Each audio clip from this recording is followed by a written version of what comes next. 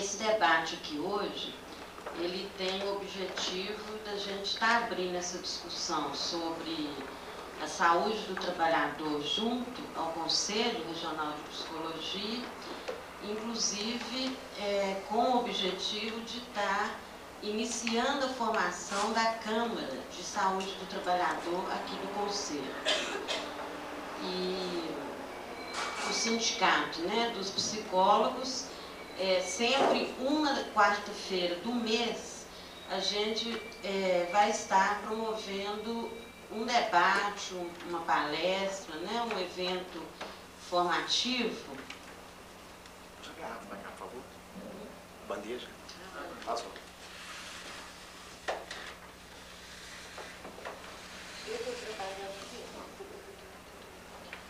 Um evento, então, retomando, sempre uma quarta-feira do mês, a gente espera que a agenda se organize, que dê para ser sempre a primeira quarta-feira do mês, o Sindicato dos Psicólogos vai estar promovendo um evento formativo aqui no auditório do Conselho, né, com essa intenção de estar fazendo um trabalho conjunto, né, que, na verdade, é uma ação que busca o fortalecimento da nossa categoria, né?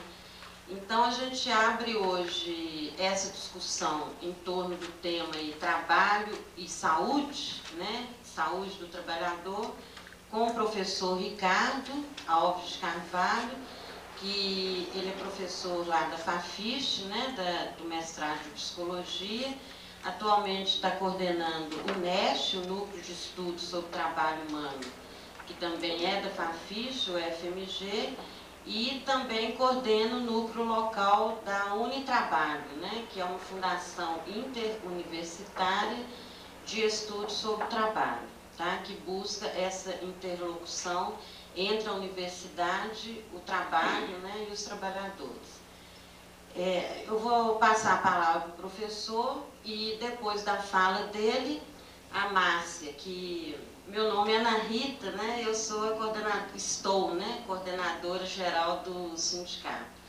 A Márcia Omaia é nossa diretora de formação política, ou em formação política, né, como ela gosta de dizer, e ela vai estar aqui depois fazendo um pouco a história, né, do trabalho que o sindicato vem desenvolvendo em torno desse tema, que já tem algum tempo, e alguma coisa a gente vem acumulando, e inclusive o Conselho, né, de Psicologia está propondo que a gente assuma a coordenação dessa Câmara de Trabalho e Saúde, e com o objetivo mesmo de estar aprofundando esse tema, né, junto aos psicólogos, já que está crescendo, né, a atuação nossa nessa área aí de trabalho que é a saúde do trabalhador. Tá? Depois a Márcia vai fazer um pouco esse histórico e vai estar também problematizando a fala do professor Ricardo. E aí a gente abre para um debate para poder aprofundar algum tema, né, que porventura tenha ficado deixado alguma dúvida, alguma questão aí por parte de vocês. Boa noite, eu queria agradecer o convite aos sindicatos psicólogos, a Márcia e a Ana Rita, e parabenizar por a iniciativa do sindicato, né, de criar fóruns de discussão e deliberação.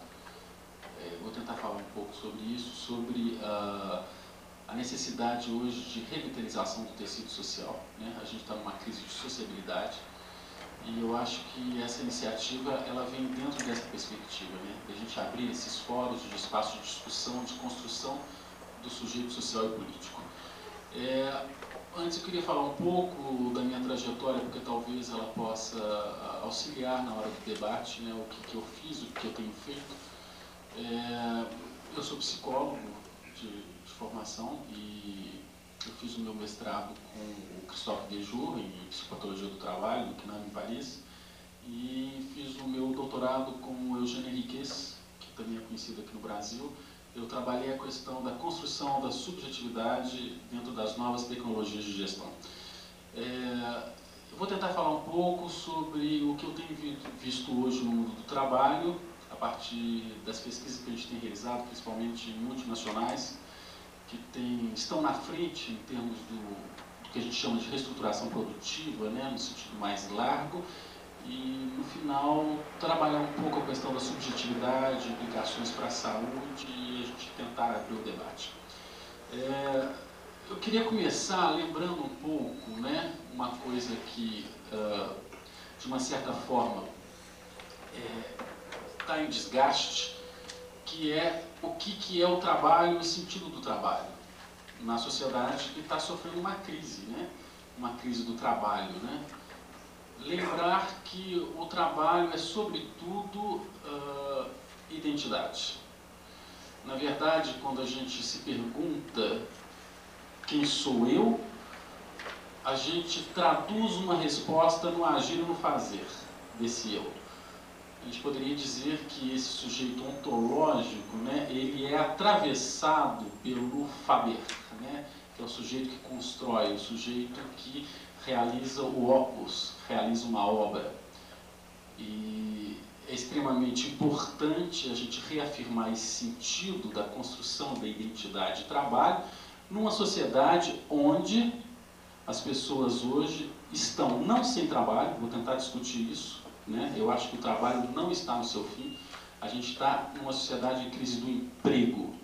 E uma sociedade que construiu uma relação de contrato baseado no emprego, e houve uma confusão muito grande aí, né, no sentido de uma mistura entre trabalho e emprego. Eu estou querendo dizer com isso que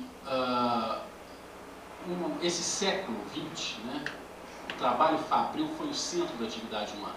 O trabalho dentro das fábricas, o processo de trabalho baseado na alienação, na divisão de tarefas, na perspectiva anteriorista. A gente está vendo uma mudança aí já se insinuando. E uma segunda dimensão do trabalho, que é a dimensão do laço social. O trabalho como constituidor de vínculos. Quer dizer, eu sou aquilo que eu faço, ou eu me traduzo a partir do que eu faço, e também pelo que eu faço, eu intercambio com o outro. Ele me dá a dimensão de alteridade. E eu me reconheço no olhar do outro a partir da obra que eu faço.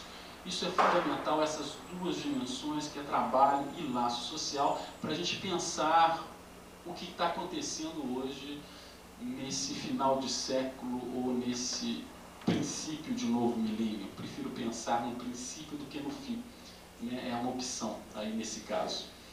E a transformação da própria palavra trabalho, né, que surge a partir do tripalho, com todos os deslizamentos de significados semânticos e de sentido que ela atravessa no decorrer do processo sócio-histórico, né, ela vai ser sempre atravessada pela dimensão de sofrimento. E muito recentemente a gente vai tentar recuperar dentro da própria palavra trabalho uma dimensão esquecida, que é a dimensão da obra, que é a dimensão do opus, que é a dimensão da realização.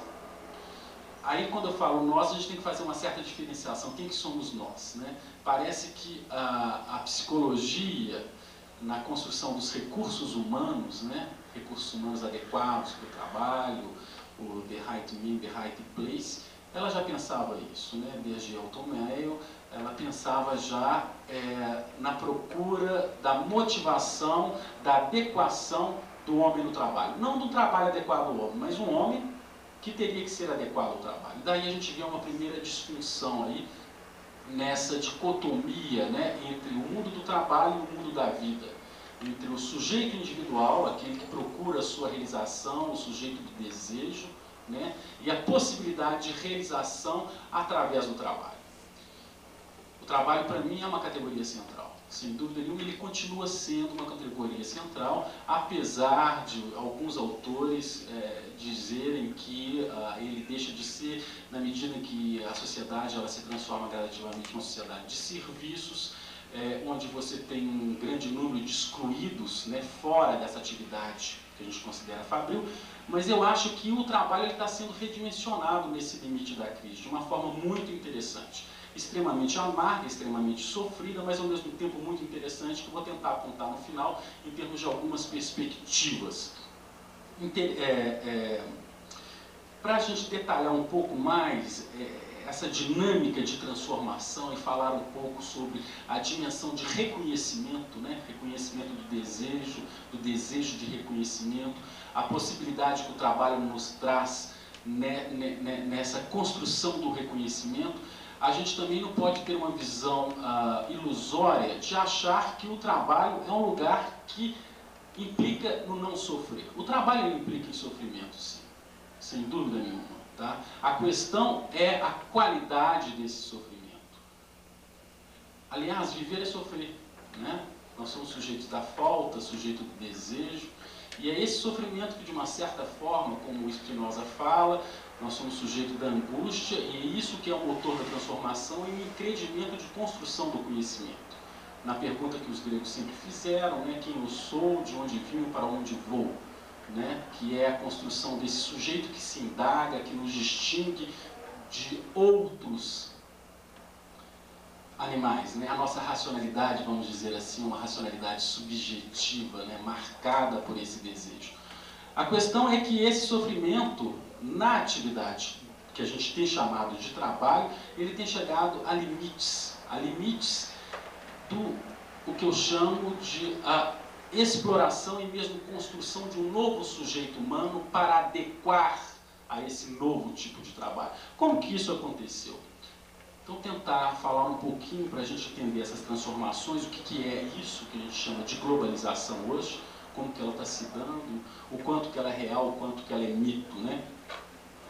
Bom, eu vou marcar então aí a década de 70 como a grande década, né, que a partir dela a gente vai ver essas transformações que agora elas estão se concretizando.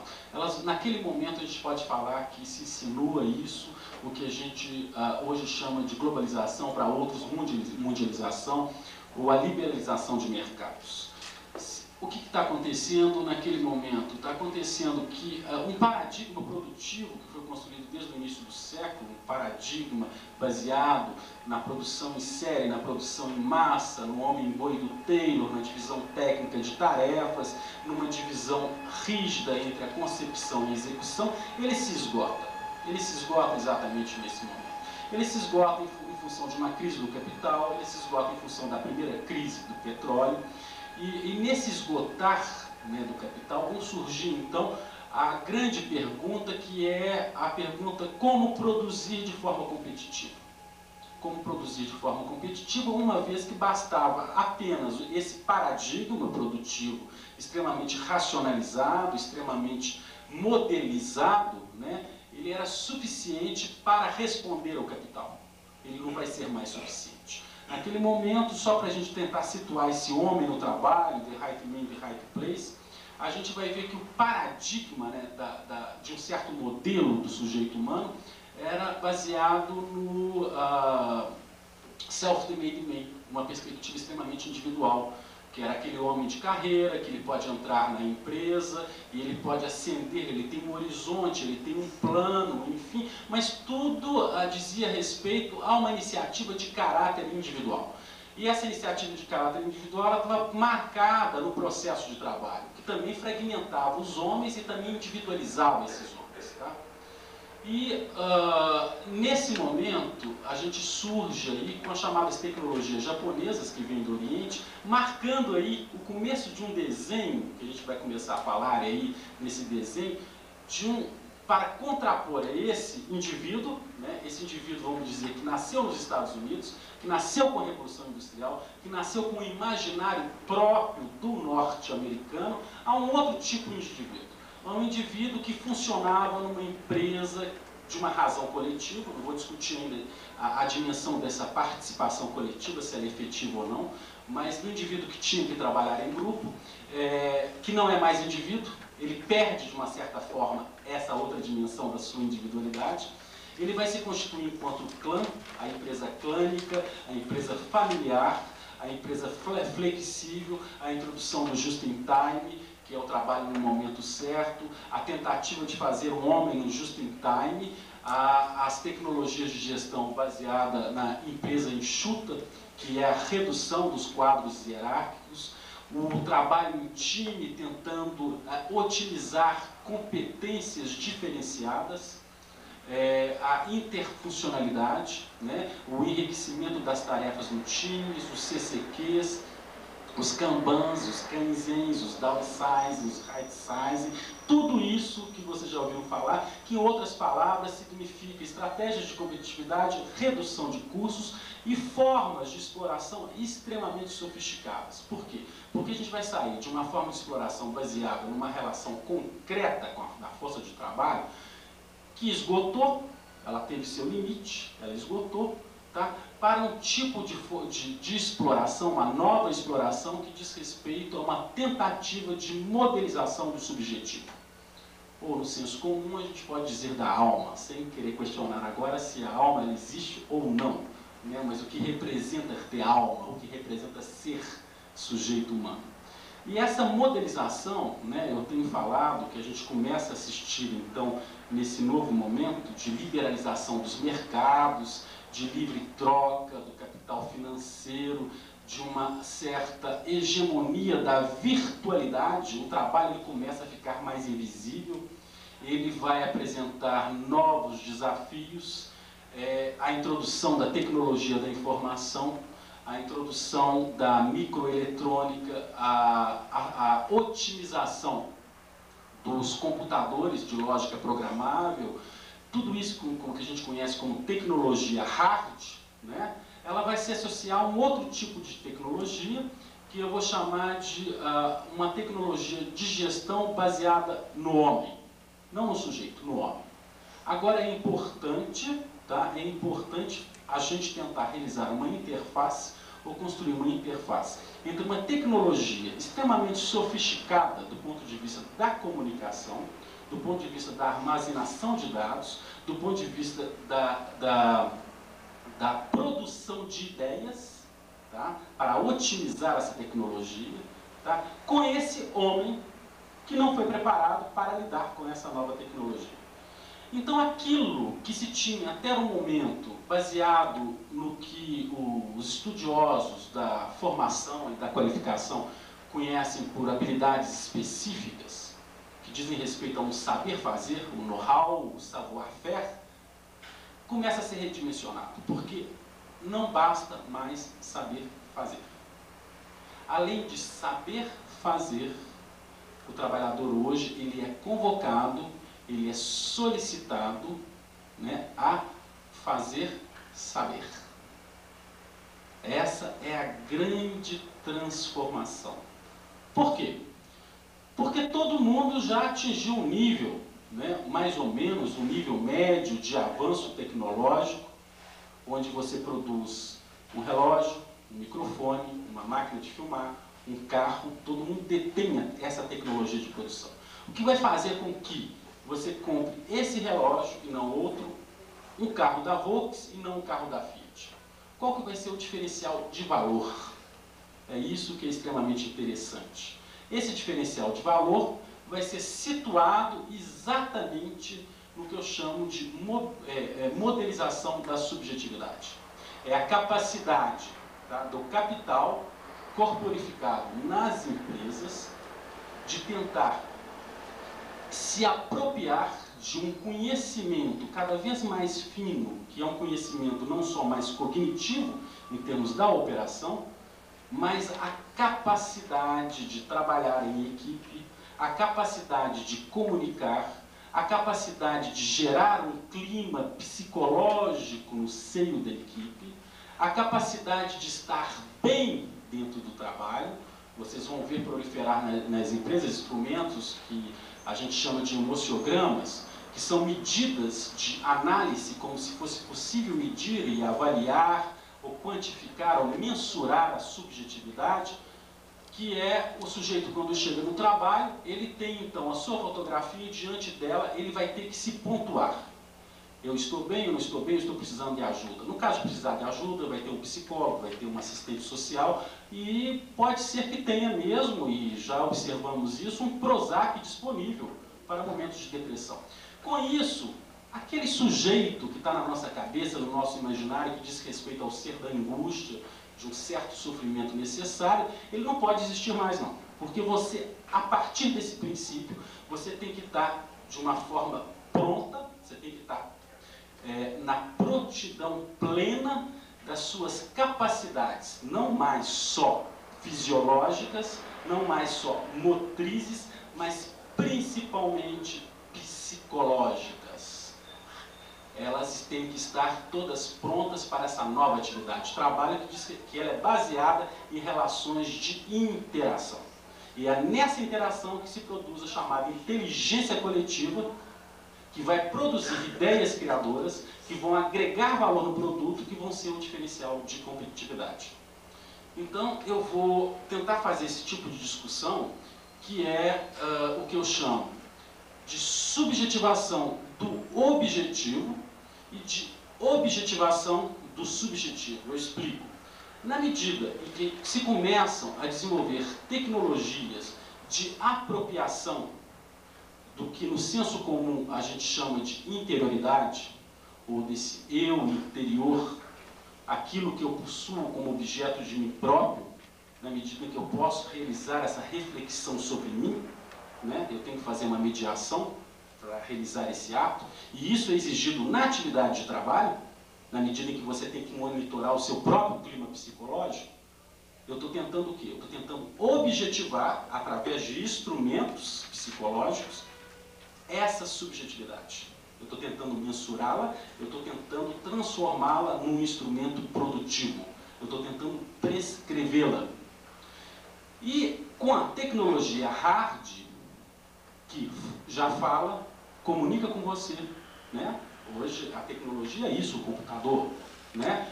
Ela tem faces, ela tem interfaces, ela tem vísceras. Você começa a perceber um movimento de antropomorfização, que é atribuir características humanas ao objeto maquinal, de forma que essa interface ela possa ser otimizada da melhor forma possível, com relação a uma finalidade produtiva.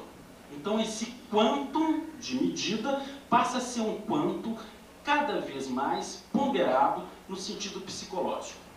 Por um lado, a gente vai ver que o homem psicológico, de uma certa forma, ele nasce com Freud, e que naquele momento, se você em Viena perguntasse para qualquer pessoa média o que era o inconsciente, ela não saberia responder. Esse homem psicológico, ele fez 100 anos. Ele está maduro, ele existe. O inconsciente hoje é de domínio público, além das obras de Freud hoje serem de domínio público, que você pode acessar na internet. O que eu quero dizer com isso é que você hoje pode perguntar para um transeunte qualquer o que é o inconsciente, que isso não vai representar uma novidade. Quer dizer, o sujeito que se pensa, ele já é concretizado de uma certa forma, em termos dessa interioridade, numa realidade social que está contextualizada no final do século XX. Então, o que eu estou querendo apontar é que você tem condições, como capital foi preciso criar meios de produção, condições favoráveis ao seu desenvolvimento. Nós temos condições hoje, do ponto de vista de uma certa maturidade do que a gente chama desse universo psi, que hoje é materializado, para que ele possa se transformar em quantum produtivo. Isso seria a primeira observação que eu gostaria de pontuar, e depois a gente tentar avançar em termos o que isso oferece, né, de perspectivas aí para esse novo sujeito no século XXI, e quais seriam os impactos desse tipo de transformação para aquilo que a gente chama de saúde mental.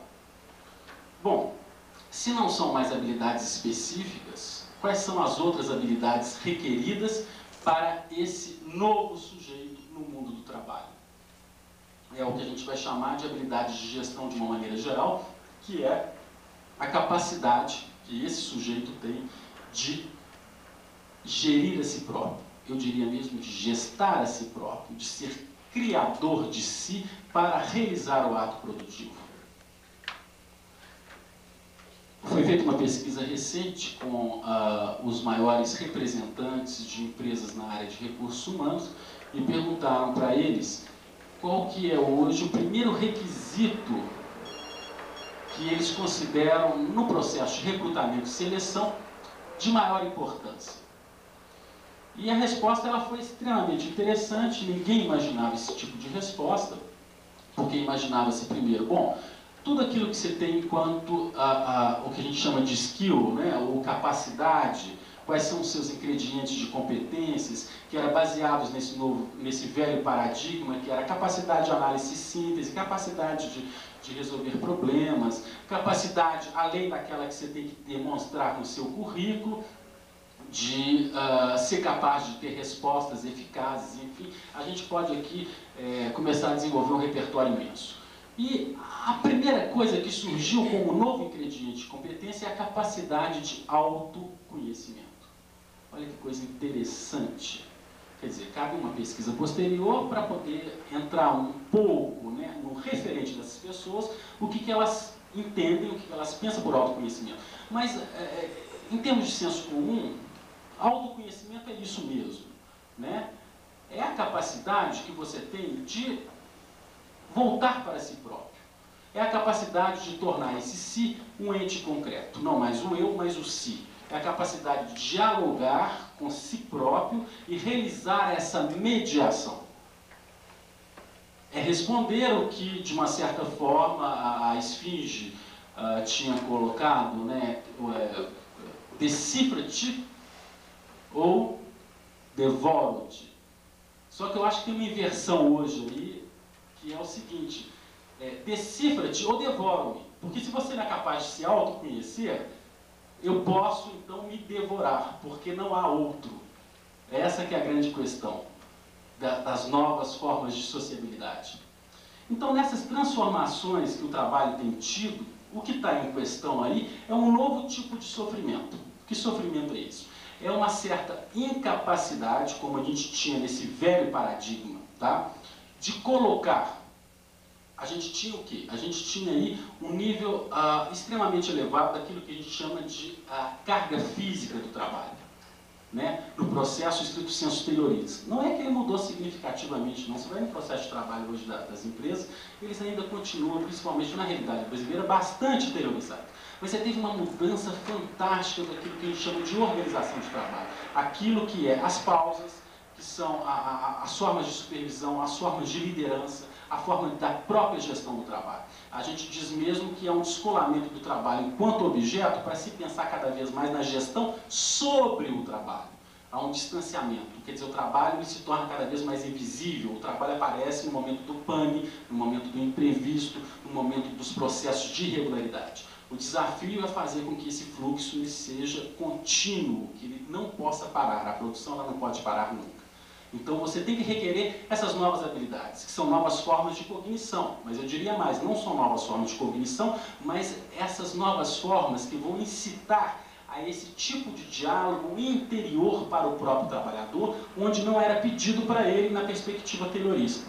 Aí vocês podem me perguntar, bom, isso é interessante, isso marca uma certa positividade, porque no discurso aparente, parece que a gente fez um certo descolamento, né, ou um certo deslocamento das relações de subordinação heterônomas para relações de autonomia, né? Na medida em que o grupo ele tem que ser autônomo para poder criar. Esse seria o princípio básico. O que vai existir então hoje nas células de produção? Uma injunção, onde as pessoas elas têm que cooperar, aí que é o problema, e competir ao mesmo tempo.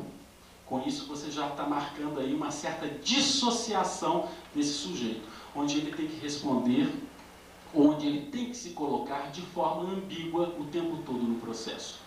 Isso é interessante, essa autonomia controlada, é interessante essa solicitação intensa das formas internas do sujeito de se pensar enquanto objeto da sua própria reflexão, é essa que é a própria questão.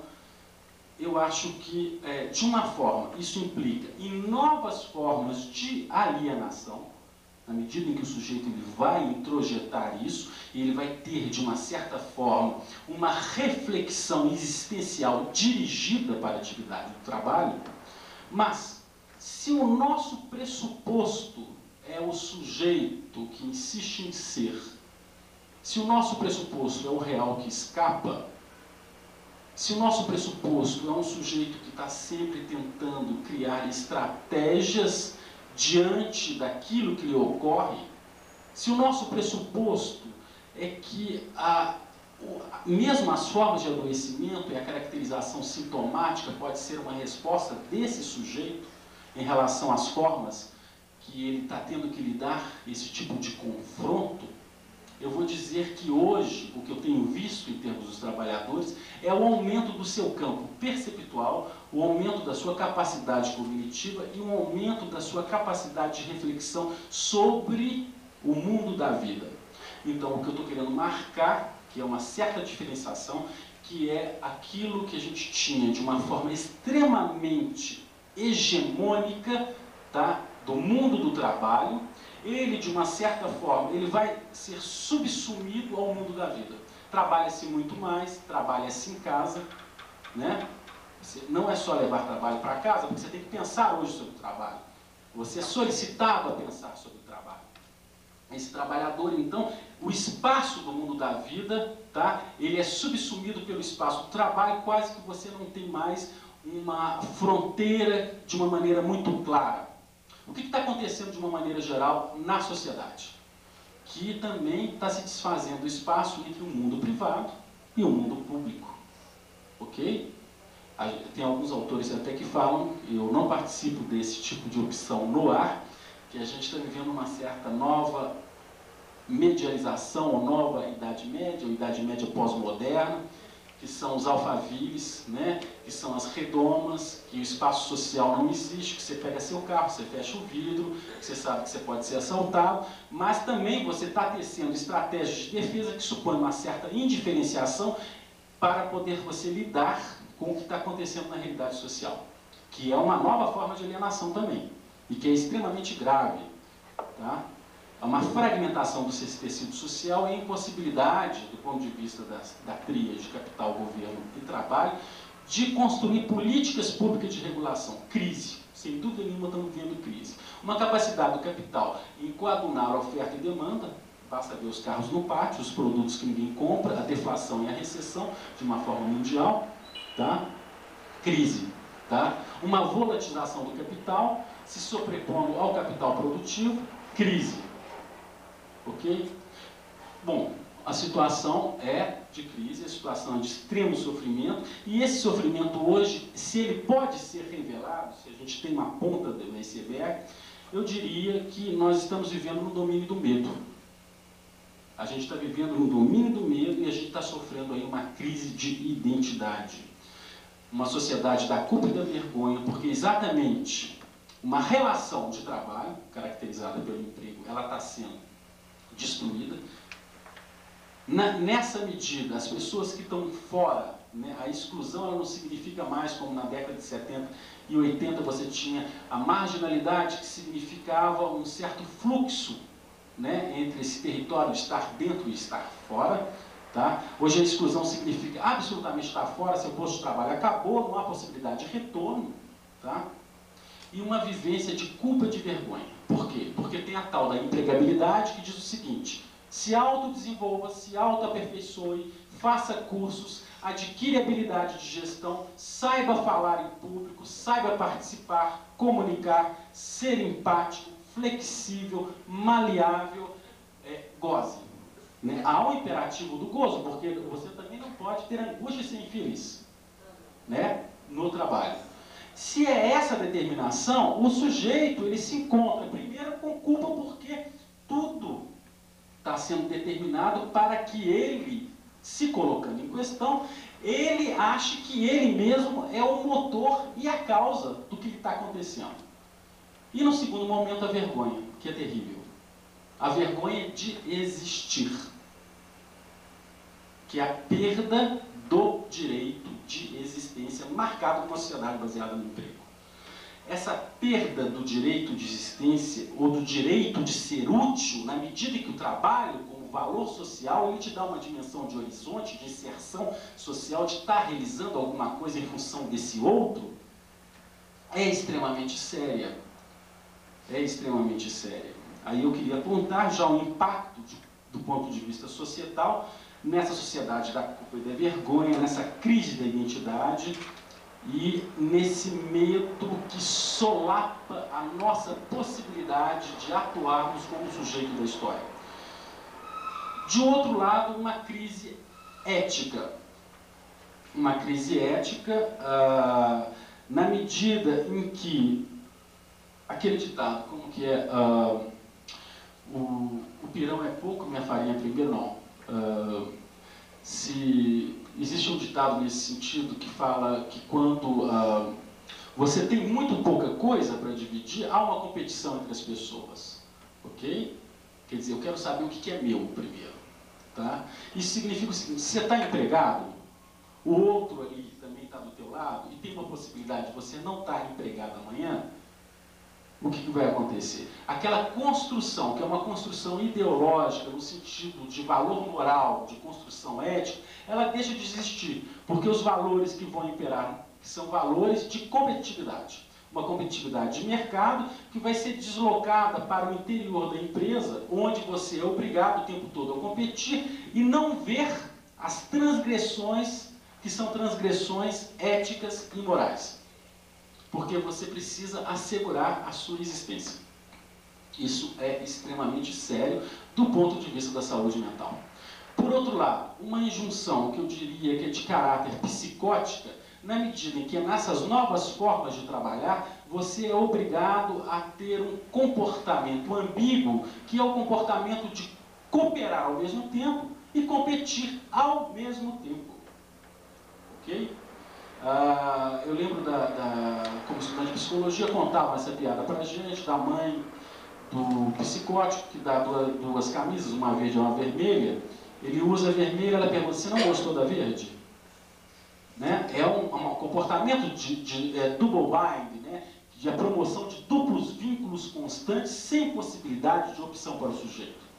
Quer dizer, uma injunção de caráter psicótica que supõe uma formação de personalidade específica que estaria situada numa linha aí borderline, a gente poderia dizer, né, nessa franja, ou essa capacidade, ou essa flexibilidade que tem limites, né? A gente tem que incorporar esse tipo de papel nesse novo perfil profissional, né, que é uma qualificação excludente, determinando então uma novas síndromes. Na verdade, a gente está diante de novas síndromes. Não mais uma sobrecarga de caráter objetivo, baseado no trabalho realizado através do esforço físico, mas uma sobrecarga não só também mental, mas uma sobrecarga psíquica. Quais são as síndromes que estão aparecendo, fora essas que a gente conhece, que são a Ler, Dort, né? As depressões, né? As várias formas de depressões, ainda pouco conhecidas, as chamadas síndromes do pânico, né? Isso que cabe no nome de estresse, que é uma confusão, ninguém consegue realmente conceituar o que é isso, tudo vai para esse balaio de estresse. A chamada fadiga crônica, que com o sono você não consegue vencer, condicionamentos produtivos, que você vive em situações de aceleração mental, né? Tudo hoje é energizar, né? Você tem que estar numa atitude de eterno despertar, extremamente energético, com o corpo sarado, feliz, atento o tempo todo, sendo capaz de dar respostas rápidas, de interagir com o colega, de competir ao mesmo tempo. Os processos de certificação empresarial, ISO 9000, ISO 14000, ISO 18000, né? Agora, me parece que está se criando uma ISO humana. É uma ISO humana. É um novo homem, é um super-homem, que é capaz de estar em situação de pleno gozo e viver em injunções que são injunções paradoxais. Resta saber, resta elucidar, né, o que isso tem. De um lado, em termos de efeitos para a saúde mental, por outro lado, da ótica do capital, que eu tento também examinar, é a questão que esse sujeito ele não vai produzir com qualidade durante muito tempo, não. Ele não vai produzir com qualidade durante muito tempo, não. Porque ele vai entrar em burnout, o karoshi, como falam os japoneses, que é a implosão interna pelo trabalho. Bom, já tentando finalizar, eu acho interessante a gente partir para o debate, finalizando com a questão do sofrimento ético, apontando essas novas configurações em termos da construção desse novo sujeito, desse super-homem. Eu queria dizer que, por outro lado, né, que é extremamente interessante, nesse limite das contradições, eu acho que a gente está realmente no limite das nossas próprias contradições e da contradição do próprio capital, é o renascimento de um certo movimento social baseado em relações de solidariedade. Por quê? Porque na medida em que você não tem um Estado, você não tem uma empresa que te garante um contrato, que te garante uma aposentadoria, tá? Resta você procurar o outro com uma possibilidade de complementariedade, tá? De realizar trocas efetivas. Eu tenho trabalhado na perspectiva do que a gente está chamando de economia social, economia solidária, de trocas de competências, onde se cria novas moedas, onde se cria novos valores. O psicólogo ele interage com o dentista, ele troca serviço, você cria uma rede imensa, já existe em São Paulo isso, em vários países da Europa, as cooperativas em Mondragon, ESOPs na Califórnia, que são novas configurações sociais de trocas efetivas, baseadas em valor, dentro do próprio capital e apesar da crise. Eu queria apontar isso como uma perspectiva extremamente interessante de um certo revigorar dos movimentos sociais. Revigorado a partir de laços efetivos de solidariedade do humano para o humano. Porque na medida em que eu não sou mais aquele que faz, na medida em que a minha identidade ela não pode mais se calcar numa sociedade que me dava a sustentação a partir de uma relação de trabalho, eu desvestido e nu procuro outro desvestido e nu. Isso é extremamente interessante, isso marca uma certa novidade, tá? Para a contraposição desse sujeito que foi construído aí de camadas sobre camadas, camadas sobre camadas. Isso marca aí um certo renascimento que está em pleno debate da questão da cidadania. Ok? Determinando para as empresas também uma retomada de posição. O que eu quero dizer hoje é que como você tem na Europa e nos Estados Unidos o chamado produto politicamente correto, que é aquele queijo feito da melhor forma, biologicamente, feito em relações quase que artesanais, vamos dizer assim, entre as pessoas, você vai ter produtos tecnológicos que vão ganhar um selo. Você tem as cláusulas sociais da OIT hoje, que são sistemas de regulação que não conseguiram ainda serem legitimados em termos de lei, que você vai comprar aquele produto, consumidor inteligente, sabendo que, além de todas as certificações que todo mundo já tem, ele vai ter que ter uma outra, que é a certificação de relações democráticas de trabalho, que é a certificação na certeza que você compra aquele carro, você sabe que é um produto politicamente correto, porque a questão hoje é ecossistêmica, ela é planetária, a nossa preocupação é com os nossos netos, para deixar que a Terra ainda tenha rios, porque os rios estão acabando, a riqueza natural, né? O humano também está se desfazendo nessas relações. Esse produto ele tem que ser um produto inteligente, um produto politicamente correto, e a empresa ela tem que ter uma função social. Volta a se falar em uma empresa cidadã. Não porque o capital, os empresários, eles resolveram se cristianizar, vamos dizer assim, mas por próprias necessidades do capital, que para ser competitivo ele vai ter que dar esse salto em relação à função social. Então eu queria marcar a segunda perspectiva que eu acho que traz aí um certo horizonte em termos de ação. E uma terceira via, do chamado terceiro setor, eu acho que é interessante a gente não deixar isso de fora, que é a tentativa também de reorganização social de instituições que não são públicas e nem privadas. tá? Que começam a se desenhar. E a conscientização desse consumidor, não mais como cliente, mas como cidadão e cidadão do planeta Terra. Eu fiquei sabendo recentemente, extremamente interessante, para vocês terem uma ideia, como que hoje a competitividade empresarial está antenada em termos dessas estratégias. Por exemplo, qual que é o perfume mais cobiçado do mundo? É o Chanel número 5, certo? Certo? Por que eu estou falando isso? Porque ele gera milhões e milhões e milhões de dólares. Ele tem uma fórmula que é secreta. Recentemente se sabe que dentro da fórmula do Chanel número 5, a gente tem, tá, uma nota que é tirada, a nota é aquilo que dá aquela diferença no perfume, que é tirada da madeira de uma árvore brasileira. Eles foram responsáveis durante muito tempo pelo desmatamento. Tá? Os bancos, as praças, aquela biblioteca do Mitterrand em Paris, é toda feita com madeira brasileira. Isso significa, tem um movimento que chama Robin des Bois, que é o Robin Hood, Robin des Bois, que na medida em que se consegue também, por essas várias ações, criar um tipo de consciência cívica planetária nesse sujeito que é o possível consumidor desse produto, e hoje as empresas importam a cotação que ela tem nas bolsas, a cotação do Chanel número 5 vai para baixo, a cotação dessas empresas todas cai, e elas perdem a famosa rentabilidade. Então essa é uma quarta via extremamente interessante de se pensar em perspectivas de movimentos societais planetários, que diz respeito a uma nova forma de responsabilidade implicativa. Bom, eu teria muito mais coisa para discutir, eu acho interessante a gente dar uma parada para a gente começar o debate. Eu queria finalizar com uma frase do Goethe, que é a seguinte: se considerarmos os homens como eles são, então fazemos com que eles sejam piores. Mas, se considerarmos como eles devem ser, então fazemos com que sejam como podem ser. Muito obrigado.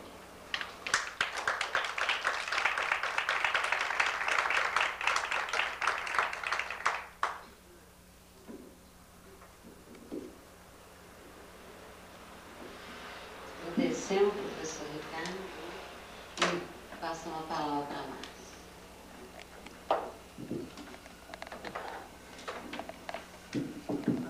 Bem, me cabe uma tarefa muito difícil, porque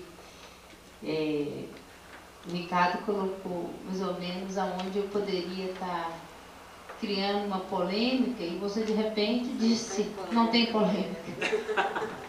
Porque a nossa linha de pensamento e de questionamento, ela passa exatamente por todos os eixos que ele colocou aqui. Mas mesmo assim eu vou tentar fazer uma intervenção, não em busca da contradição, mas quem sabe de uma construção de pensamento, que possa talvez complementar ou construir. E parabenizar o Ricardo mais uma vez, porque eu já disse isso lá no Federal outro dia, lá no seminário onde eu trabalho, pelo peito, pela coragem enquanto profissional, de estar bancando essa discussão. Porque o profissional da psicologia, não quer dizer que isso é um defeito, mas ficamos marcados muito pela questão aí da clínica, da coisa afastada do trabalho, da cisão entre trabalhador, prática e ser humano. E esquecemos que parece que existem dois seres humanos, a questão da fábrica. E o homem, da questão da subjetividade, ela fica fora dos portões da fábrica. E que de repente ele se torna simplesmente um homem objetivo, com uma realidade objetiva. E, na verdade, hoje nós temos que dar a mão à palmatória e discutir isso de uma outra maneira do que nos foi, de uma certa forma, orientado. Bem, o Sindicato dos Psicólogos, mais uma vez, está ocupando esse lugar cedido gentilmente pelo CRP, 4ª Região, estabelecendo e dando prosseguimento, né, a uma proposta de trabalho conjunto com essa instituição. E o sindicato, à medida que, eu vou fazer mais ou menos assim, não talvez uma historinha, mas o que é que nos tem conduzido em vários debates que têm sido feitos, sempre de uma certa forma, com uma temática da questão do trabalhador, né, e interface aí com a questão da psicologia, vamos dizer assim. Porque nós estamos sempre dizendo a mesma coisa, parece que os temas das palestras são mais ou menos precisos, mas não são. À medida que cada um desses convidados coloca, né, de que forma eles elaboram isso. Então o sindicato, à medida que elabora, né, e organiza esses eventos junto a profissionais da psicologia ou de outros atores sociais, buscando temas ou eixos temáticos que propiciem uma reflexão e urgência desta prática, no sentido de incorporar o trabalho, ou o mundo do trabalho, em suas concepções teóricas, abandonando uma concepção hegemônica de psicologia abstrata, idealista e especulativa. Tem como norte o resgate da identidade do sindicato como movimento social, enquanto projeto político que garanta, promova a saúde, a dignidade e a liberdade do trabalhador. Nas diversas práticas do psicólogo, é impossível o entendimento do homem em seu contexto quando fica ausente a real compreensão de sua atividade laboral, ou seja, do seu fazer. Bem, essa introdução. O sindicato tem tentado participar de outros espaços de discussão, né, levando sempre essa reflexão da psicologia, enquanto psicologia do trabalho, da psicologia organizacional, ou onde o homem está de uma certa forma desenvolvendo um trabalho, não com essa concepção aí de que trabalho é emprego. Hoje a gente percebe, né, e já era a hora de fazer essa discussão de concepção, de conceito do que é emprego, do que é trabalho, né?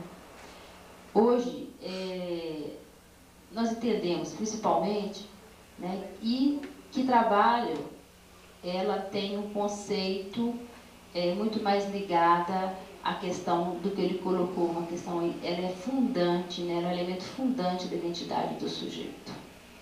E emprego é uma variável do capital, né? Ele é um elemento, vamos dizer assim, já institucionalizado pelo marco capitalista, né? Então, quando se diz de emprego, se diz dentro de um marco muito reducionista do que seria o homem enquanto ser, né, elaborador do trabalho, né? Bem, então, dentro daquilo que o Ricardo colocou, e colocando essa questão de identidade, e colocando a questão do gozo, eu já fiz essa pergunta antes lá, e vou voltar nela de novo.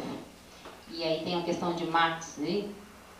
Se o homem, né, elabora e produz o produto pelo desejo, né, mas ele não pode desfrutar, que é a questão do carro, quanto a Fiat, né, eu que já fiz, né, já trabalhei com um trabalhador da Fiat, e que tem, eu acho que eu contei umas 10 formas de resistência, mais ou menos, de sintomas, de psoríase, gastrite, enxaqueca, né, e às vezes sempre presente, às vezes não só trabalhador, né, eu atendo trabalhador, às vezes, vindo dessas fábricas. E não tem como eu não perguntar para esse cliente qual o trabalho que ele desenvolvia aonde. E aí eu tenho que fazer uma leitura de onde ele estava inserido. Porque trabalho para ele é um valor social. E uma forma que ele tem de gozo, né? Mas se ele trabalha lá há 20 anos e não tem um carro da Fiat, então ele, de uma certa forma, ajudou a elaborar, porque aí eu considero que também a questão aí do saber, ele é o saber capturado pelo capital, né? ele não é elaborado por uma instância acima, né? Somente por alguns pensantes. Esses ajustes que se faz no design, no desenvolvimento, na forma como ele poderia ser melhor produzido, ele é capturado do trabalhador de chão, de fábrica. À medida que se observa como aquele trabalhador se rearranja naquela máquina e de forma que ele possa estar desenvolvendo melhor esse trabalho, na quantidade de tempo e espaço que ele considera de produtividade, evidente que as gestões de trabalho, ou quem observa da forma como aquele trabalho é organizado, quando ele fala de formas ou de gestões, é da maneira como o trabalho é organizado, em formas, né, em maneiras, em métodos. Então, quer dizer, esse saber ele foi capturado desse fazer desse trabalhador. E à medida que ele também, de uma certa forma, elaborou, né, e produziu esse produto, mas aí ele não tem o gozo porque ele não tem o produto. Ele trabalha 20 anos e não adquiriu, e não consegue adquirir o carro. Ele pode comprar um outro mais velho, até da Volkswagen, mas ele não pode comprar um Siena. Sendo que ele ajudou, de uma certa forma, a montar ou a produzir esse produto. Ele teve o desejo, mas não lhe foi permitido o gozo. E isso, assim, é um exemplo que eu estou dando, e né, de uma certa forma, se aplicava a vários outros tipos de setores. Então, eu vou perguntar em cima disso. Se o objetivo maior da ética, na questão do mundo do trabalho, né, é orientar a conduta humana, tendo em vista ampliar as liberdades públicas e privadas, a fim de promover o bem viver, podemos afirmar que a globalização, ou seja, as forças econômicas que hoje animam a globalização, elas estão distantes de uma conduta ética? Eu vou pegar essa parte. Tá?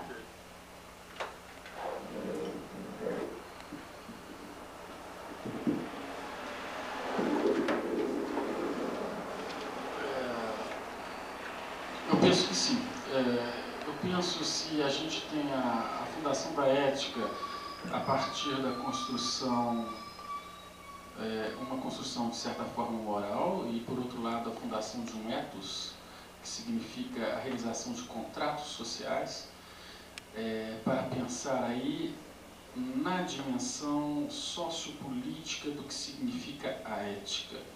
Por outro lado, a gente pensando do ponto de vista psíquico, a necessidade da realização dos contratos para a construção da civilização, que é o limite do outro, é o reconhecimento do outro como uma alteridade, né? E como um mistério, nesse sentido. Daí eu busco esse outro.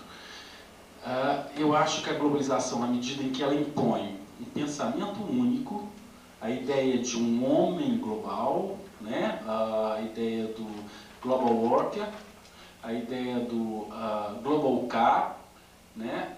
É um carro global, é um trabalhador global, é um único homem em qualquer lugar do planeta. Ela desconhece a singularidade. E eu só posso pensar em ética a partir do singular, que é o singular que me possibilita o encontro de outro singular e a construção do social. E assim fundar um ethos. Nessa medida, sem dúvida nenhuma, que eu acho que a globalização, ela demarca, pelo menos essa globalização como ela aparenta, né? Como ela é efetivamente, porque seria muito interessante globalizar a riqueza, globalizar as oportunidades sociais, não é verdade? Globalizar a tecnologia, nós não produzimos tecnologia, nós estamos na periferia da produção tecnológica, ok? Globalizar a organização dos trabalhadores. Globalizar relações democráticas de trabalho, onde as comissões de empresa já são realidades há 40 anos na Europa e aqui não são. Seria extremamente interessante esse tipo de globalização, eu quero. Né? A gente vê aí uma competitividade entre blocos e uma divisão que não é mais leste-oeste, uma divisão norte-sul hoje. Quer dizer, quem está abaixo do Equador e quem está acima do Equador. É essa a realidade. Tá? Então a globalização não existe, ela é um mito nesse sentido. O outro sentido, você pode apontar, sim, que hoje todo mundo tem acesso à tecnologia. Acesso no sentido da possibilidade de acesso. Hoje todo mundo tem acesso à tecnologia nuclear, hoje todo mundo tem acesso às novas tecnologias de informação, hoje todo mundo tem acesso à linguagem Windows, hoje todo mundo tem acesso a... O mundo é regulado por um único sistema, que é o sistema financeiro internacional, e o mundo é regulado também pelas transnacionais que detêm PIBs que são superiores a muitos países, que é produtos internos brutos de muitos países. E elas determinam as regras do jogo em certo sentido. Essas grandes empresas, que são as 10 mais. Então, nesse sentido, eu acho que Márcia, a globalização, ela, sem dúvida nenhuma, no que a gente concebe, né, na dimensão ética, ela não vai nesse sentido.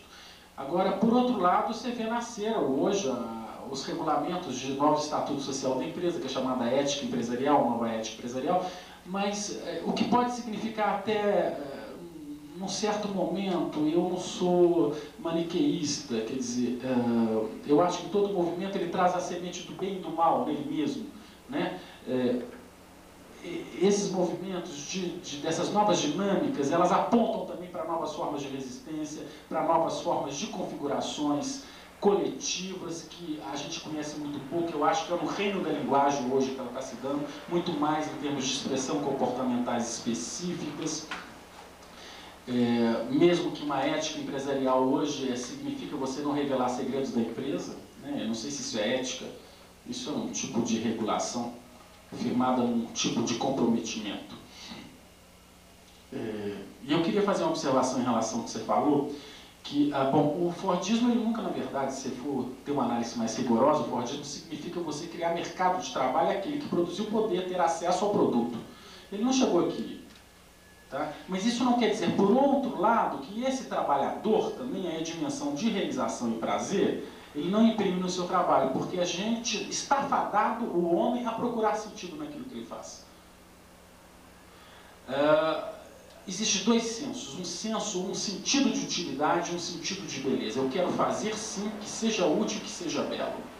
E eu participo desse processo, por mais que seja uma pequena parcela. Tá? Eu tenho que ressignificar aquilo que eu falo, porque senão eu não consigo existir no trabalho.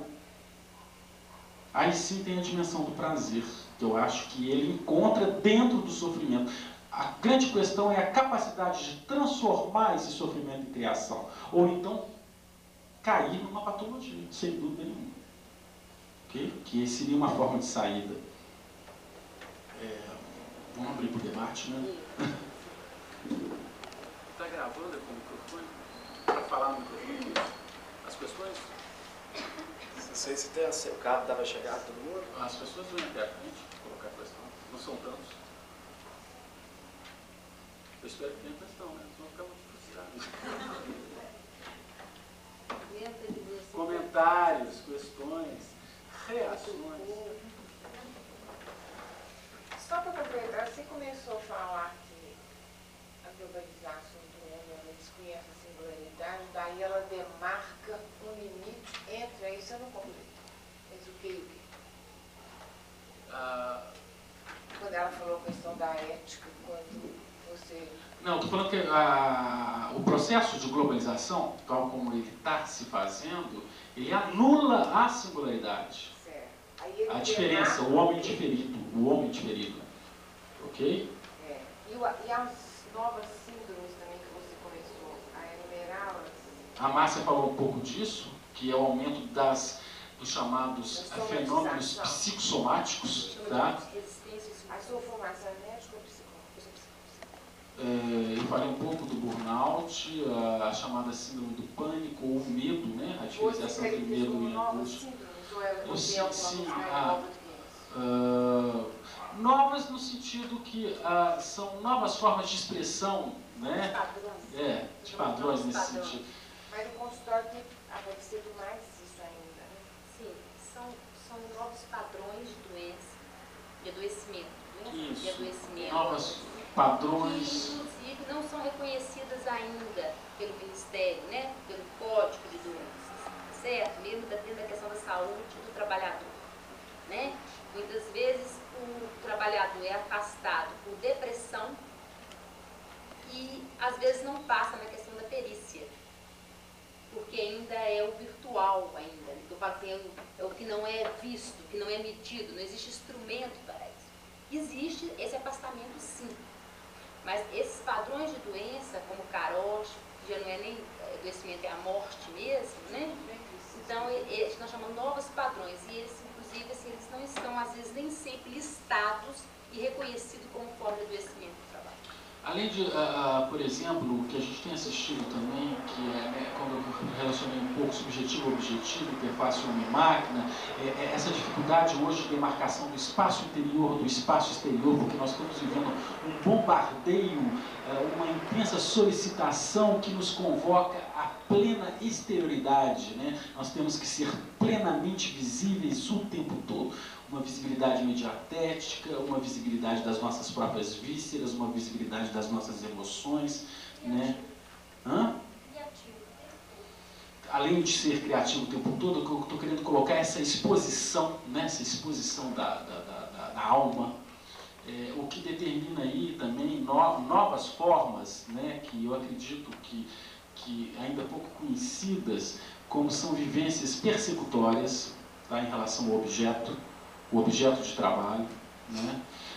Vivências de interiorização desse próprio objeto, vivências de colagem, tá? Em termos do objeto técnico, de dimensões até anaclíticas, tá? De considerar esse objeto técnico como objeto de apoio, deslocamento de sentidos e significados, afasias, tá?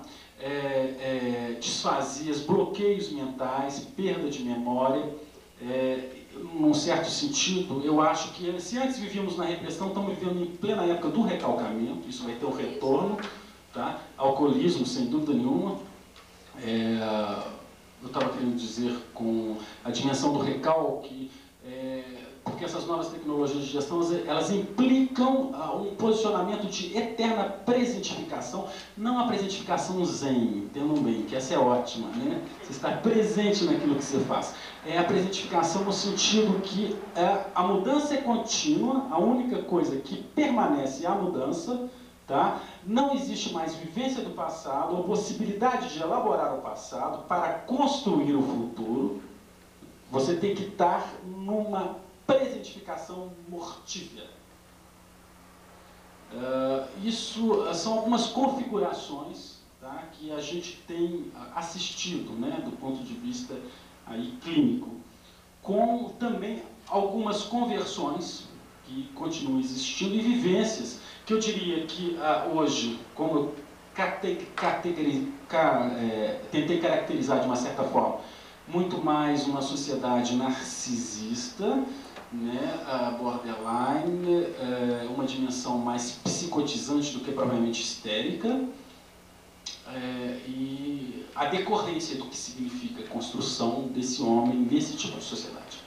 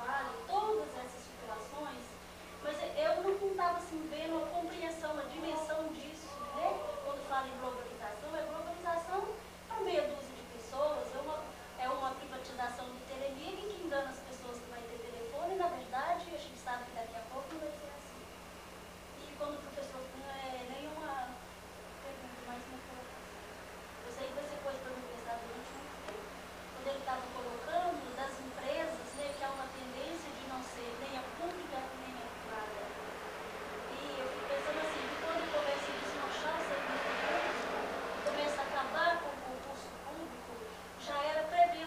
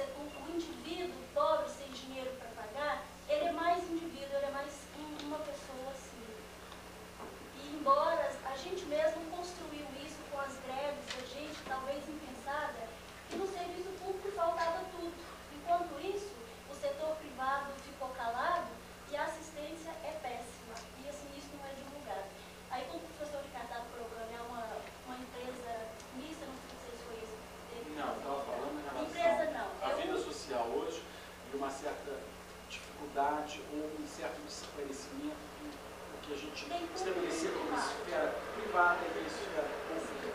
Aí seria, uma junção, seria isso?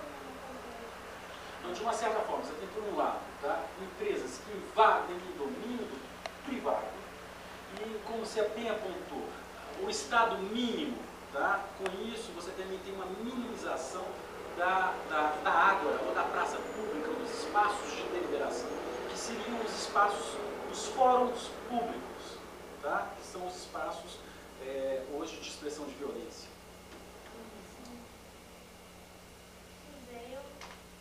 Eu continuo pensando aí para chegar em cidadania.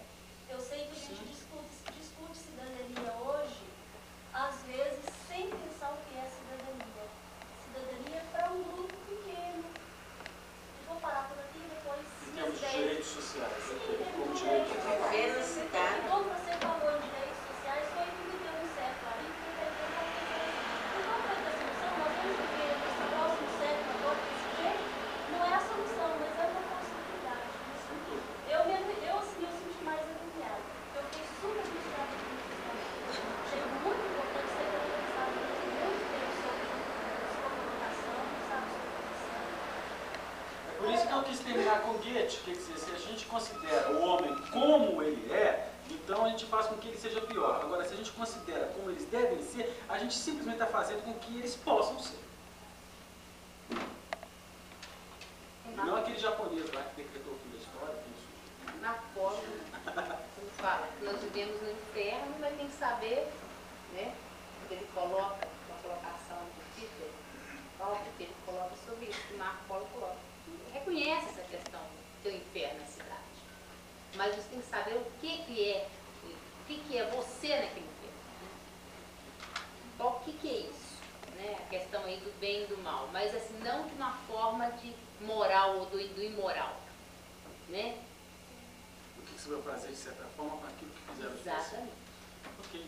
E aí eu fico assim, perguntando, professor, Quem é você? Maria Carmen, o que é pior, o que é mais angustiante nos dias de hoje?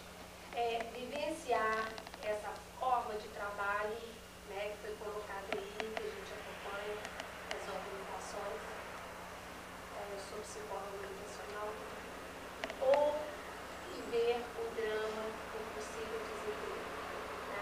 O que é mais angustiante para o homem desse mundo? Ok. Maria, Carmen. alguém? Gente, podia aproveitar e fazer um bloco, né? Hã? Oi? Professor Amanda, eu queria que você falasse um pouco mais sobre essa quarta via. Como é que anda isso? Que é uma perspectiva interessante, mas eu queria saber como é que anda esse movimento. Mais alguém? Eu queria saber o seguinte, como é que se pode trabalhar? Eu sou anjo, eu sou médica, mas eu sou assim, uma médica mais antiga, né, Ricardo?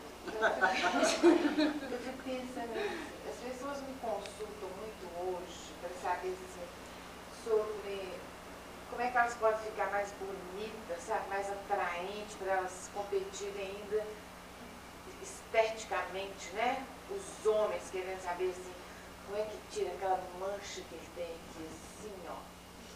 As mulheres querendo uma que furou o queixo, outra quer fazer uma plástica, para buscar algo a mais para poder, né, ser um veículo de venda ou de gerência, ou de pessoas mais velhas brigando com os cabelos grisalhos, então aqueles homens que pintam o cabelo, porque, por exemplo, o pessoal do turismo, eles não pode, gente que mexe com turismo tem que ser sempre bronzeado, com os cabelos jovem, não pode, se você for velho, você não serve mexer com turismo. Então eu fico pensando, será que isso não é uma imaturidade? E como é que a gente pode trabalhar o brasileiro, a criança na escola? Meu pensamento não é desse pessoal que já está aí agora, que já está no peito. Eu quero saber como é que o pessoal da psicologia pode trabalhar na escola, para o filho falar, pai, deixa de ser ridículo. Sério. Pagando mico, assim. Ele está pagando o próprio mico.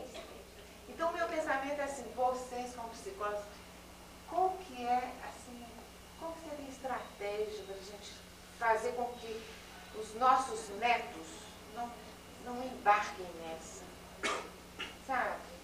Eu tenho colegas que estão desempregadas, assim, por opção. Gente que foi mandada embora do BEIJ e que não aceitou uma nova proposta de trabalhar no interior. Ela queria trabalhar ou na cidade dela ou aqui em Belo Horizonte, uma auditora do BEIJ. A moça, ela quer de todo jeito fazer uma cirurgia. Ela tem 44 anos, porque ela não admite não ser aproveitada em outro banco como uma garota propaganda, talvez, né? Uma pessoa competente, tudo, mas não, como ele disse, acabou. Não é só a competência que está contando. Ela tem, porque muita gente competente foi mandada embora, né? Ela tem que ter algo mais. O setor bancário exige essa questão dessa aparência. Não é só do bancário, não é todo lado, todo mundo só quer ser bonito. O pessoal fala assim, você não vai pintar o cabelo, você mexe com a estética e fica com esse cabelo branco? Então as pessoas não admitem, sabe, o envelhecimento. E esse envelhecimento, sob o meu olhar, ele traz junto uma maturidade, uma tranquilidade. Você fica desempregado e de repente você sai olhando galeria de arte, sabe como é? Você entra numa livraria e fica à toa lá dentro. Então eu acho que esse sofrimento está muito mais envolvido com a imaturidade. E eu fico pensando, como é que amadurece as pessoas? O que é que ele faz? Grande questão.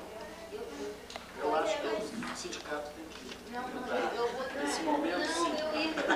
Ao contrário, Ângela, né? Eu ia justamente colocar um pouco mais de pimenta nessa história. Você que dá uns indicadores, né? Resposta que eu não tenho, não. Eu acho que a questão é a seguinte, né? Olhando sobre o olhar da questão do capital, o capital parece aí uma entidade assim, imaginária, que eu falo que parece uma coisa supra, né? Onipresente, onipotente, é um Deus, né? Tanto que a questão da globalização, dentro daquilo que ela é colocada, olha, gente, a globalização da cultura é uma coisa magnífica, né? À medida que você, através da internet, da questão da globalização do saber, que seria a democratização do saber, mas é uma hegemonia de capital, é um controle, né? Bill Gates, quando fez aquele trato com a IBM, que a IBM estava quebrando, então ele disse, ó, eu passo o programa, né, não é à toa que nós usamos o Windows, né, mas para levantar, né, para que você reconquiste né, no ranking mundial de vendas, mas todo computador vai sair com o meu programa. Né?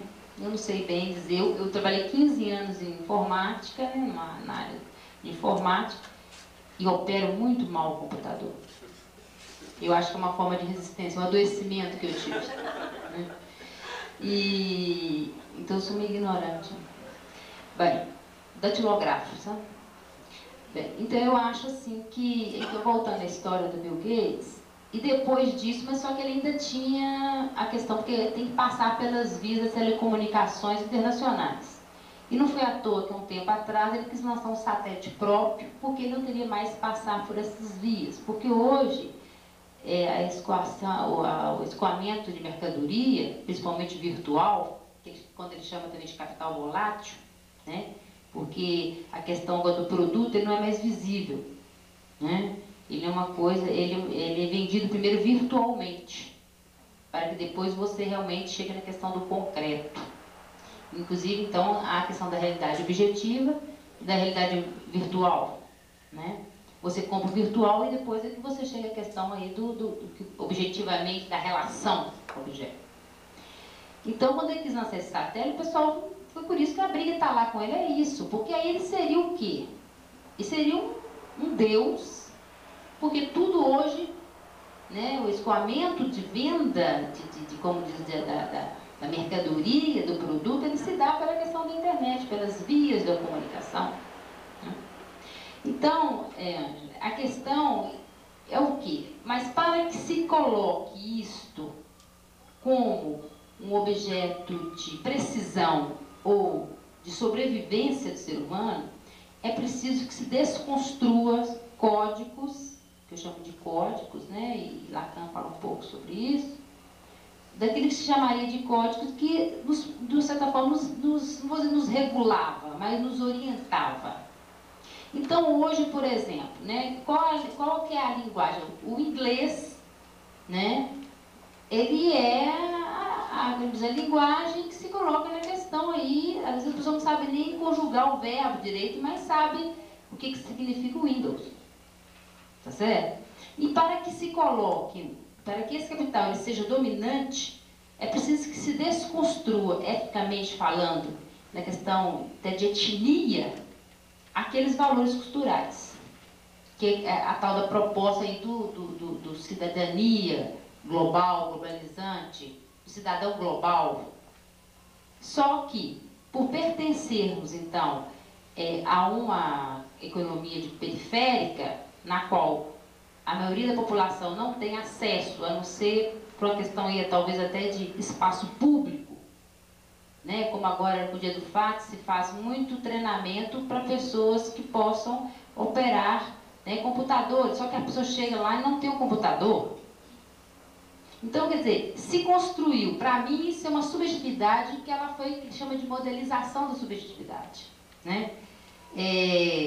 Com vista a construir hegemonias, né, induzindo, inclusive, a decisões políticas, né, em relação à questão aí até dos próprios governos, e produzindo, para mim, uma fantasiosa realidade efetiva. Então é isso. Mas o homem, por querer ter um pertencimento, né, social, né, de inserir, de se sentir inserido, é preciso que ele fale, seja corretamente, eticamente, fisicamente, intelectualmente correto. Então a gente, aí você, que a questão aí, quais são os códigos e valores que para mim até então me davam uma subjetividade, que eu julgava até então construída por mim, e uma que foi construída para que eu, de uma certa forma, né, acreditasse que isso que é a realidade, que isso que é o desejável. Né? E eu vou parar, que a Ana pediu para me concluir, então eu estou tentando dar uma resposta mais ou menos àquilo que você colocou na questão da psicologia. É desconstruir esses códigos que foram, né, de você modelizados.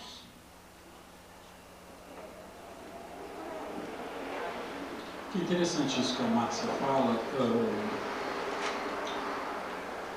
Eu acho que não é uma resposta, não, porque, bom, ideal de beleza, eu acho que isso é uma coisa muito boa, né?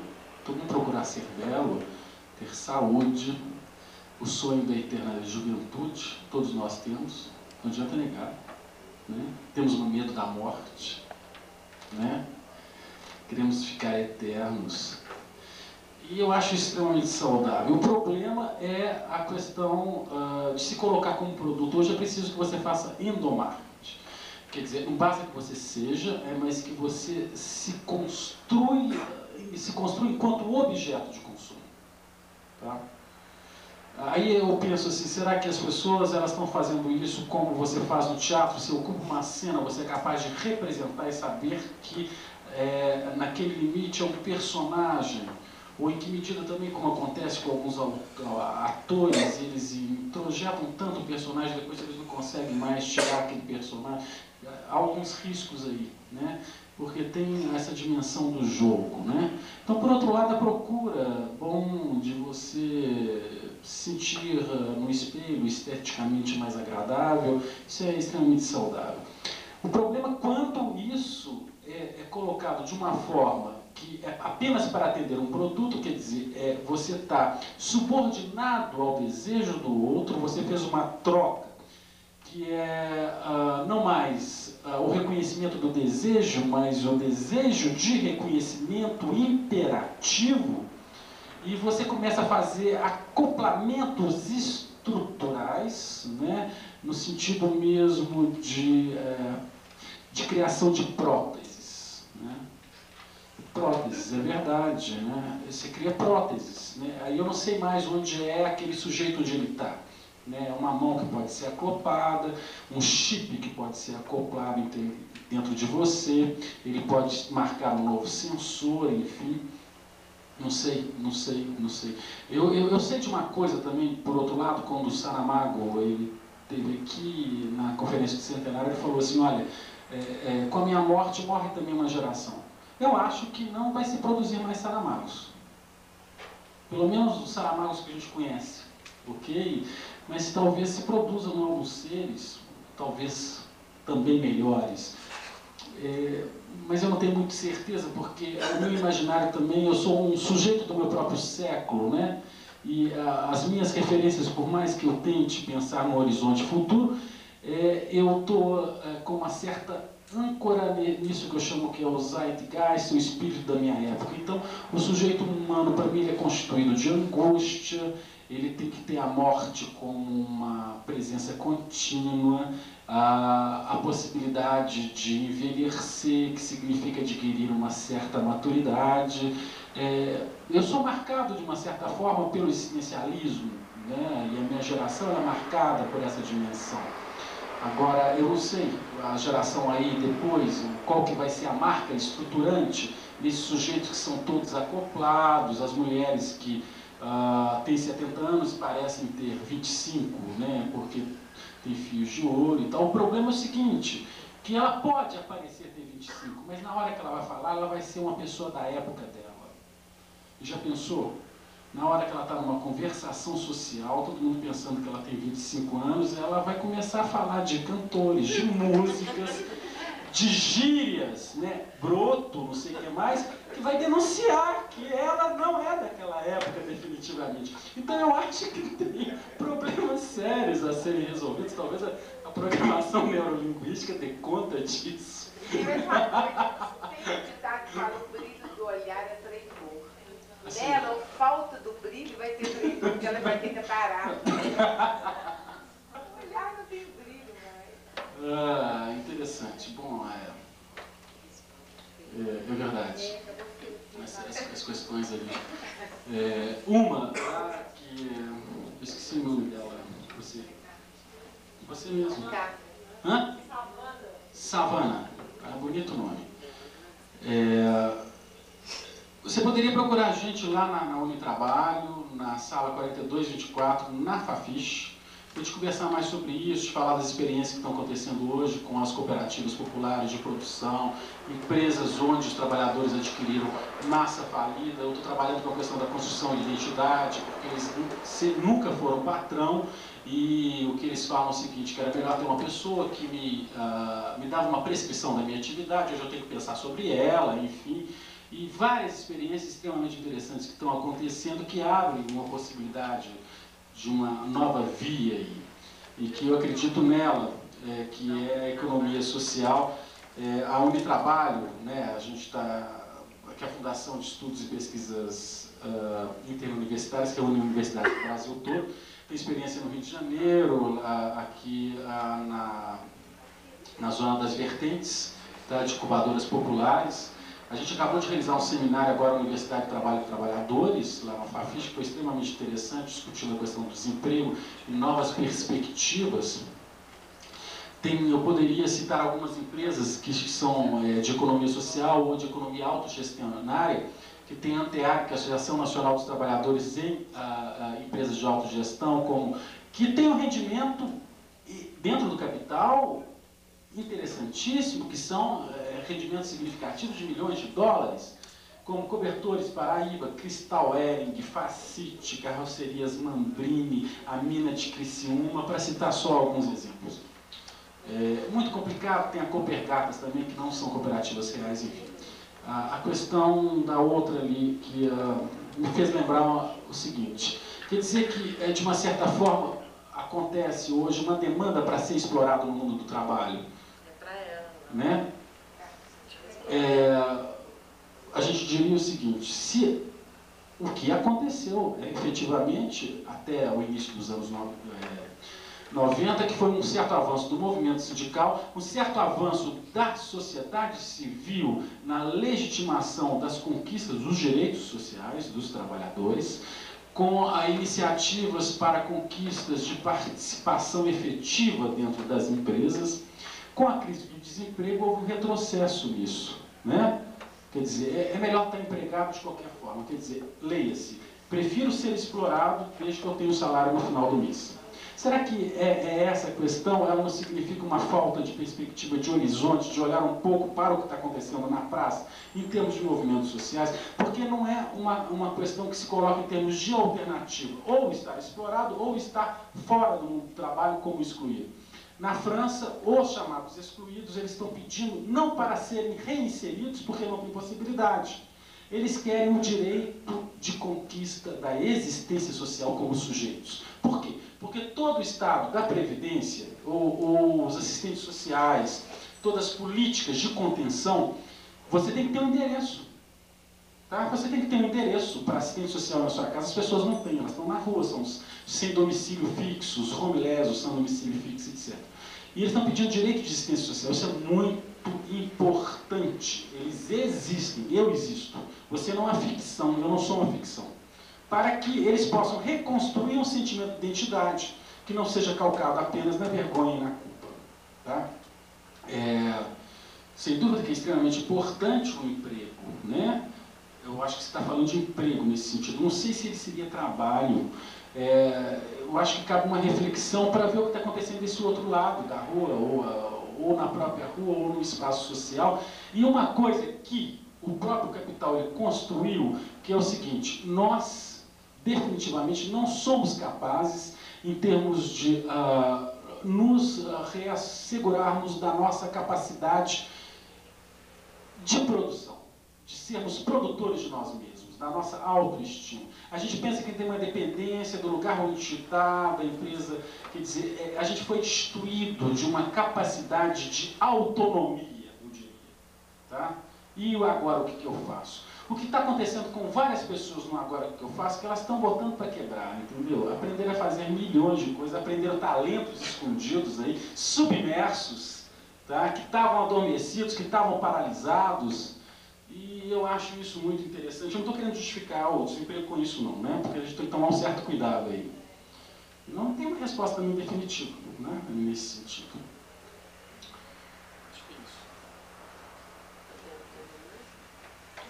Uma outra coisa que está refletindo, que eu acho que já numa geração mais nova, que até assim, na hora da procura da profissão do pessoal que está na fase de fazer vestibular.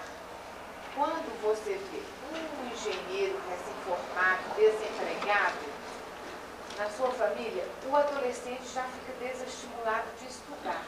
Porque ele fala, o meu primo que ralou, ele está lá, ele não tem competência para fazer nada, ele fala, sabe? Então, assim, o pessoal que trabalha com o pessoal mais jovem deve também estar presenciando alguma forma nova do adoecer, né?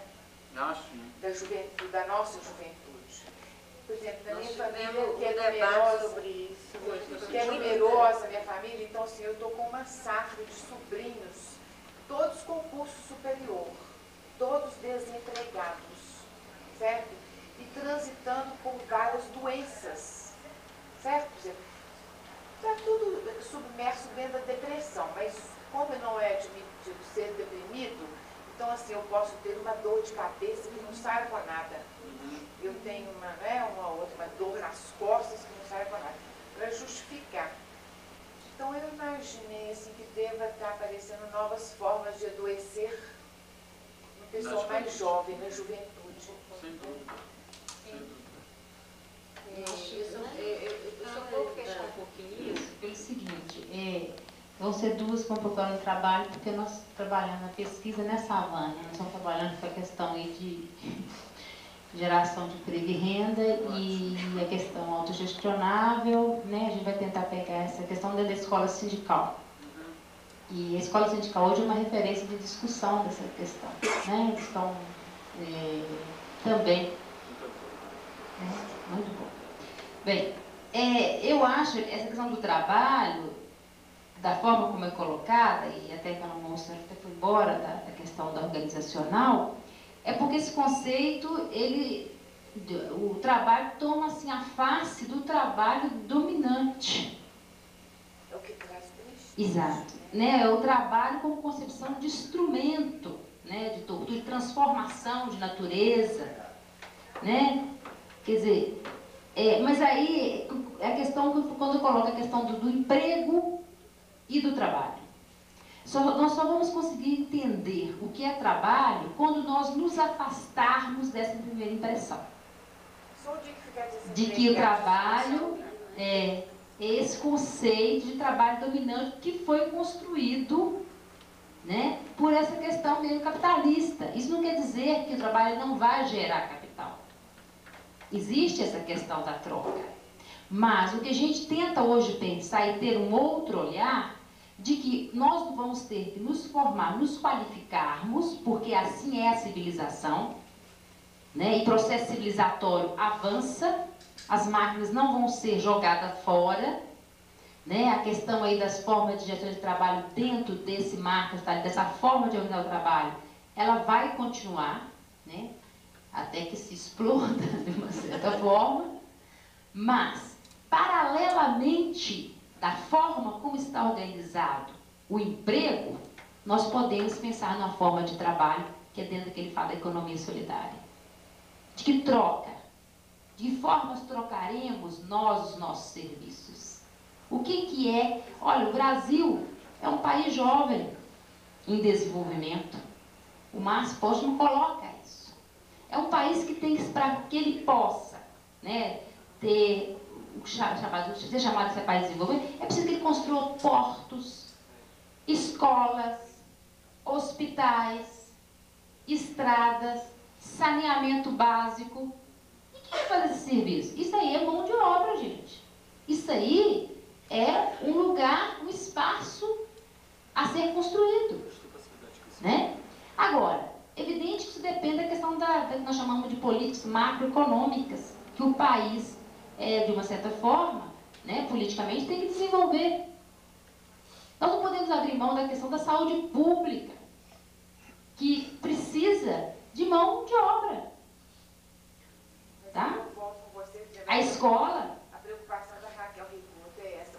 A imaturidade do brasileiro ainda é tamanha que ele cede a parte física, né? Por exemplo, a Raquel Rigoto, a preocupação dela do Nordeste é que leve para lá o desenvolvimento, explore-se por algum tempo e destrua, e deixe lá o sinal de destruição. Você vai levar o turismo, mas você vai poluir as praias, você vai explorar.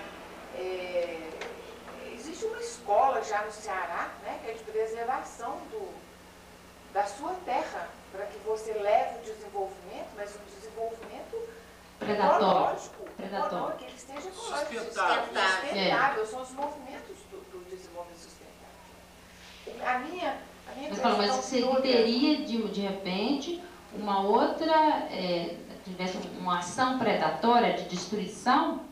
Ah, sem dúvida, porque quem está indo para o Nordeste são pessoas sem escrúpulo. Eles vão abrir lá, por exemplo, pousadas e tudo, mas eles não vão se preocupar com as nascentes, não vão se preocupar com nada. Pelo menos é o discurso que eu tenho lido da Raquel nas revistas de saúde pública.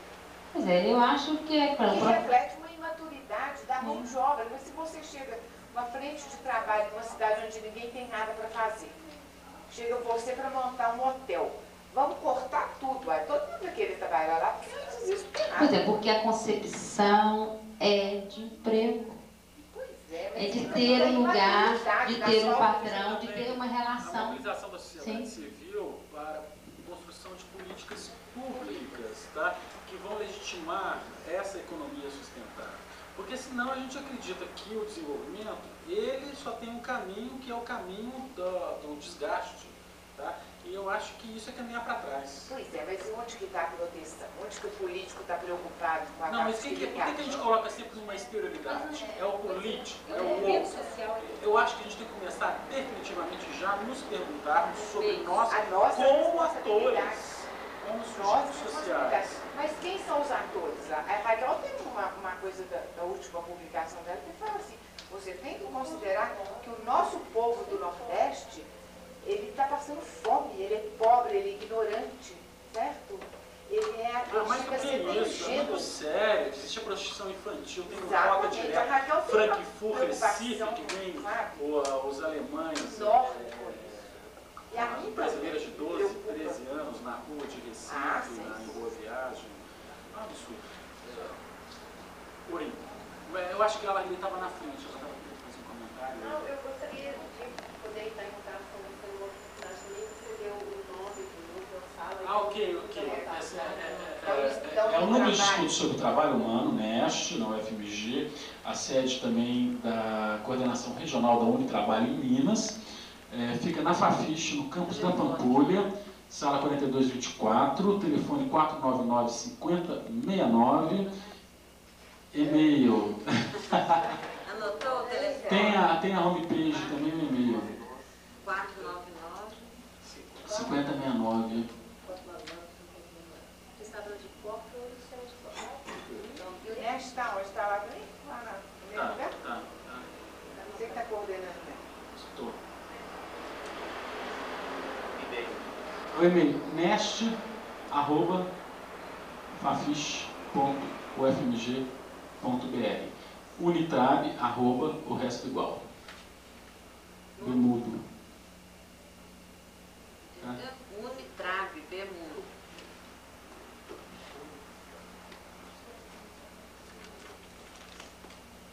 E tem o jornal, tem a página também da Unitrabalho, www.unitrabalho.com. E agora tem Esse também. Mônica. Eu queria só fazer uma observação, porque tudo isso que foi dito, a mim me parece que está dentro do limite que o próprio capital estabelece. Por exemplo, quando você fala a questão das cooperativas, que é interessante, estão surgindo agora, assim, eu fico refletindo um pouco, será que é tão interessante assim, que está dentro do limite que o próprio capital estabelece? Se eu Dentro, tenho como uma você já fala, dentro do capital, ninguém está propondo se uma você nova tem uma ordem. solidariedade entre os atores, né, que compõem a cooperativa, você tem uma competição com a outra cooperativa diversa que vem, né? Então, eu acho que talvez... Tem que se pensar em relações assim, de uma dinâmica de equilíbrio e a construção de novos modelos societais universais. Isso não resolve o problema, vamos dizer assim, Agora- de um novo mundo. Agora tem uma eu acho que Ricardo, tanto o Paul Singe como o Barenblit, o Barenblit então fala muito isso, da possibilidade de você criar uma sociedade paralela, não deixar, né, de participar desses canais já instituídos, de luta e tal, né? Mas você, por exemplo, ele fala, isso é fala dele, você comprar só do irmão, quer dizer, você fortalecer, né, esse tipo de organização. E o Paul Singer, na proposta dele de economia solidária, que eu acho interessante também, é de criar, é tipo uma sociedade paralela, até com uma nova moeda, por que não? Ele fala da SOL, né, que é de solidariedade, você já viu isso? Sol. Então, assim, Ao invés de real, SOL, por causa da eu acho solidariedade. que num período eu acho que vejo assim como uma questão de resistência mesmo, né? Não assim como seria o ideal. Mas eu queria que você tenha, assim, alguma observação a dizer sobre a questão dos meios de comunicação e no sentido da globalização, de interferência nessas possibilidades. Sim, hoje a comunicação, né, como que se sabe, ou as novas tecnologias de informação, ela é o eixo da produção ou da nova agregação de valor do capital, né? Porque através dessas tecnologias de informação que você circula com uma velocidade intensa em tempo real as novas mercadorias, ok? E ela pode ser usada tanto por empresas, tá, clássicas nesse sentido, como também por essas novas configurações sociais como cooperativas, que é lançamento de produtos, de colocar assim, de criar, por exemplo, a possibilidade de intercâmbios de comércio virtual entre elas no mundo, Mondragon se comunicando na Espanha com o Brasil, porque são circuitos que são circuitos paralelos, sem dúvida nenhuma, a utilização da comunicação em discutir. Temos que utilizar a tecnologia de informação, sem dúvida nenhuma. Minha proposta é realmente uma proposta de avanço, inclusive tecnológico, só que com a dimensão de utilidade social. É essa a diferença. E não utilidade privada cujo, aí que está, que poucos detêm, né? Que é uma minoria que detém. Não sei se eu te respondi. Vamos terminar, gente? Eu só queria, assim, né, agradecer a presença de vocês e contar com a presença de vocês nessa nossa organização da Câmara de Saúde do Trabalhador, né? Já que